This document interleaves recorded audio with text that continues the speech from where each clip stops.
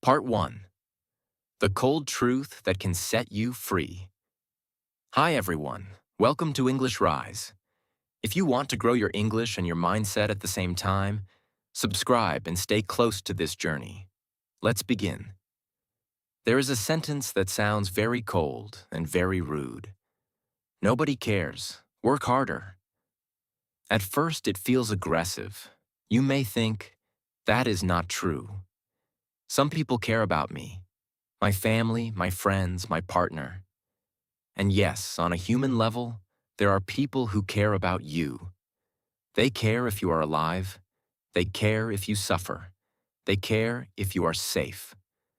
But there is another level where this sentence is brutally honest. Most people do not care very much about your excuses, your story, your potential, your unrealized dreams.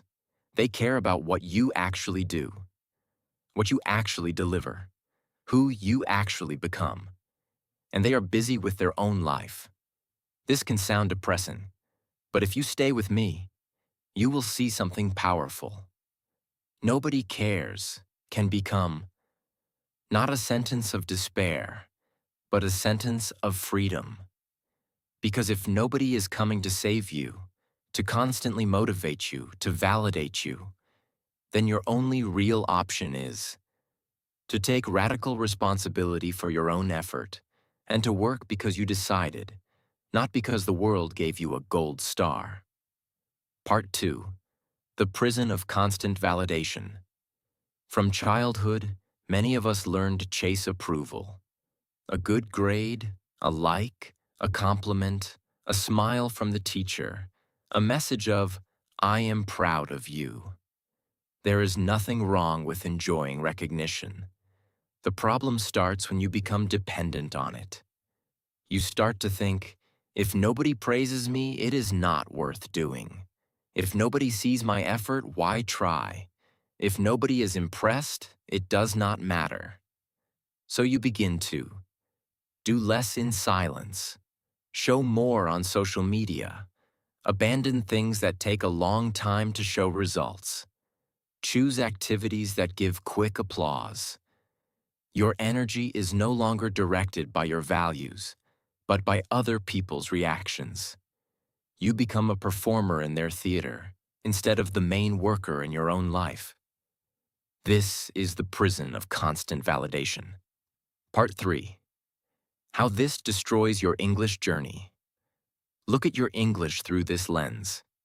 You say, I want to be fluent. I want international opportunities. I want to communicate freely. But secretly you may be thinking, I want people to be impressed by my English. I want compliments. I want to look smart. If I do not sound good enough, I feel ashamed. So, what happens? You study sometimes, but you are afraid to speak because someone might see your imperfect level. You avoid situations where your English is tested because your ego is not ready to feel small. You wait until you are better to participate more. In other words, you prefer the image of someone who could be very good at English one day over the reality of someone who practices hard, looks imperfect, and grows slowly in public. You are not building skill. You are protecting identity. And because of that, your English stays in a comfortable, mediocre place. Part 4. The day you realize nobody is watching that closely. There is a liberating moment in adult life, the moment you realize almost nobody is thinking about you as much as you imagine. People are busy with their own jobs, bills, health, relationships, insecurities. They are not analyzing every word you say in English. They are not keeping a secret notebook of your mistakes. Most of the time, they listen, they catch the message, and then they go back to thinking about themselves. Your fear says, if I speak badly, everyone will think about it for days. Reality says, they will forget in 5 minutes. This is not to say you should not care about quality. It is to show you. You are giving way too much power to other people's thoughts, when in fact, their attention is short and their memory is weak. This realization can hurt your ego, but it can free your mouth. Part 5. Work harder does not mean hurt yourself. When you hear, work harder, maybe you imagine no rest, no life, no joy, only stress and burnout. That is not what we are talking about. Work harder here means stop negotiating with your own laziness every day. Stop expecting big results from medium effort. Stop calling it fate when it is actually a lack of discipline. Work harder means be more honest about the gap between your dreams and your current actions. You say, I want high-level English, but if we look at your week, maybe we see 5 minutes on Monday, nothing on Tuesday, a motivational video on Wednesday, 10 minutes on Thursday, then nothing until Sunday. That is not a serious project. That is a wish. Working harder means organizing your life so that your actions match your words a little more each week. Still with rest, still with joy, still with balance, but with fewer excuses. Part 6. Effort without witnesses. One of the strongest tests of your character is this. What do you do when nobody is watching? Do you still practice, study, train, take care of your body, respect your commitments? Or do you only move when someone is there to clap for you? With English, this is very clear. Real growth comes from those 10 or 20 minutes speaking alone, repeating phrases, recording yourself, listening again, correcting. Nobody gives you a like for that. Nobody says, wow, amazing, you talked to yourself for 15 minutes today. But that is exactly the kind of invisible effort that builds real fluency. If you only work where people can see, your progress will always depend on their attention. If you learn to work even when you are alone in a room, you become dangerous in a good way. Because then your growth is no longer controlled by other people's eyes. Part 7. When nobody cares, you meet your real motivation. There is something very pure about working when nobody seems to care. In those moments, you discover, why are you truly doing this? Are you learning English only to impress others, or because you want to expand your world? Are you training your body only for external approval, or because you want strength and health?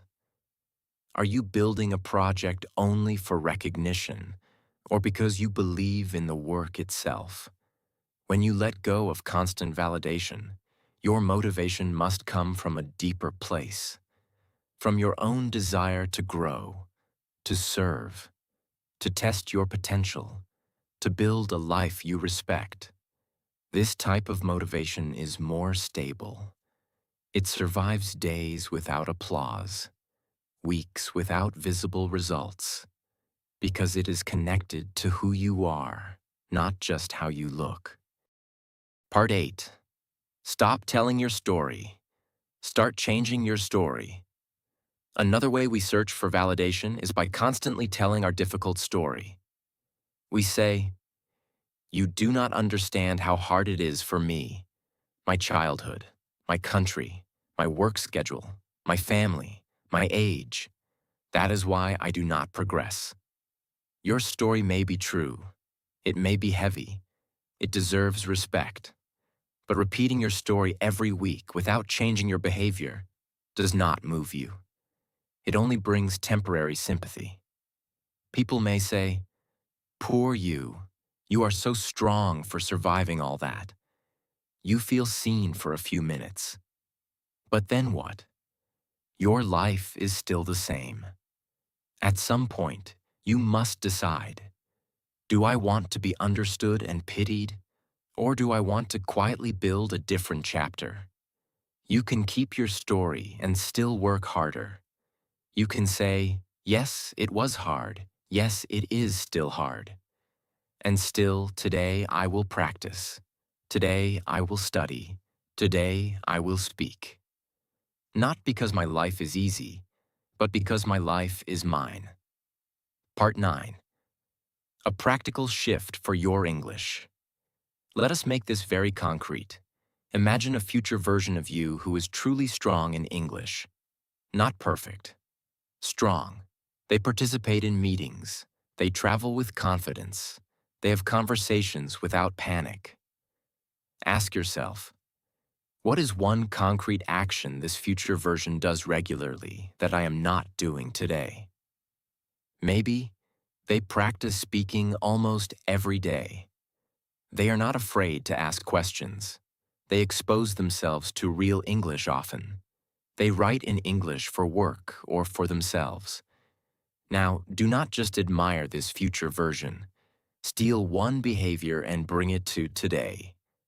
For example, for the next 90 days, I will speak English alone for 15 minutes a day, no excuses. Or, in every meeting, I will say at least one sentence even if my heart is beating fast. You do not need to post it. You do not need validation. You just need to keep the promise. This is what nobody cares work harder looks like in practice. Not drama, not anger. Just a quiet decision to act more like the person you want to become. Part 10. Who you become when you stop chasing approval. In the end, this is not about becoming a robot who never needs love. We all need connection. We all enjoy recognition. This is about where you put your center. When your center is other people's validation, you become fragile, easily manipulated, dependent on praise, afraid of trying in public. When your center is your own decision to work and grow, you become more stable, more focused, less dramatic, more dangerous in the best sense. With English, you stop thinking, I hope they think my English is good. And you start thinking, I know my English is a work in progress, and I'm actively working on that progress every day. You move from, please approve of me, to, I respect myself for the work I am doing, even when nobody claps. That is what unstoppable looks like. Not someone who never feels pain, but someone who keeps going without needing constant applause. You have reached the end of nobody cares. Work harder. Stop seeking validation and become unstoppable. Here on English Rise, you face the cold idea that most people are busy with their own lives, and that waiting for constant validation is a slow way to waste your potential. You saw how. The need to impress can silently destroy your progress, especially with English. How effort without witnesses builds real strength. How telling the same sad story again and again gives you sympathy but not change. And how shifting your focus from approval to action can transform your path.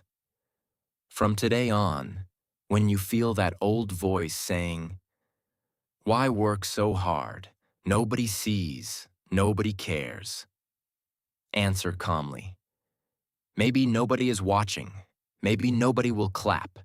I am not working for applause. I am working for the life I want to live, for the English I want to speak, and for the person I choose to become. Thank you for watching.